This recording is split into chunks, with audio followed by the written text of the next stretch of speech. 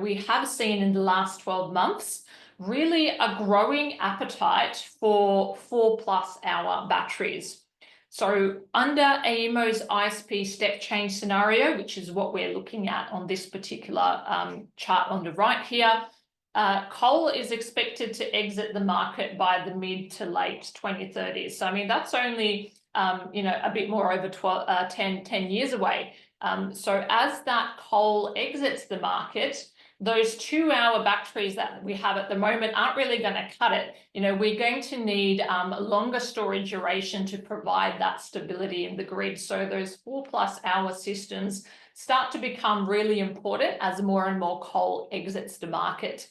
We've also seen the Capacity Investment Scheme, which is the federal government's main lever for incentivising renewables and storage as part of the energy transition. So that Capacity Investment Scheme is now also starting to preference 4-hour batteries. So we saw that with tender number 3, where that was a specific requirement of being in that tender. So there's a really strong fundamental case for having 4 hours of storage. And then there's also this policy incentive to have 4 hours of storage as well. And the developer market certainly has responded to both of those signals that they're receiving. But where we still have a challenge with 4-hour batteries is in the financing and the bankability. So banks have now started to become comfortable with the business case for 2-hour batteries, but 4-hour batteries are still seen as having bankability issues.